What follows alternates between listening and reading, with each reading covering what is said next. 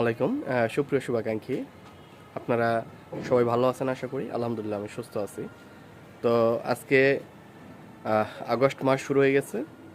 তো আগস্ট মাস এনটিআরসি কর্তৃপক্ষ জানিয়েছিল যে তারা আগস্টের প্রথম সপ্তাহে কিংবা সর্বোচ্চ দেরি হলে আগস্টের 15 তারিখের ভিতরে তারা রেজাল্ট দেওয়ার চেষ্টা করবে। এবং আমি যতদূর দেখতে পারছি বিভিন্ন সোশ্যাল মিডিয়ার পেজগুলোতে যে 18তম যে সমন্বয়ক মহোদয় যারা আছে তারা অনেকেই যোগাযোগ করেছিল, তাদেরকেও জানানো হয়েছে যে 15ই আগস্টের ভিতরে তারা রেজাল্ট পাবলিশ করবে ইনশাল্লাহ। যেহেতু সবাই এরকমটাই বলতেছে, এনটিআরসি তারা নিজেরাও বলেছে এবং যারা এনটিআরসি এতে 18তম ষষ্ঠ গণবিজ্ঞপ্তি প্রত্যাশী যারা দেখা করতে গিয়েছিল গত বৃহস্পতিবার সম্ভবত, তাদেরকেও যেহেতু একই কথা বলেছে, তো আশা করা যাচ্ছে যে ইনশাল্লাহ যে এই আগস্টের মিডিলের ভিতরেই আপনারা ষষ্ঠ গণবিজ্ঞপ্তির সেই বহুল কাঙ্ক্ষিত রেজাল্ট পেয়ে যাবেন। এবং অনেক মারফতে জানতে পেরেছি যে এই বছর সম্ভবত চূড়ান্ত সুপারিশটাই হতে পারে। তো যদি একটু লেট হয়েছে সেই ক্ষেত্রে যদি চূড়ান্ত সুপারিশ হয় তাহলে সেটা খুবই ভালো, আর যদি প্রাথমিক সুপারিশ হয় তাহলে হয়তো বা আরও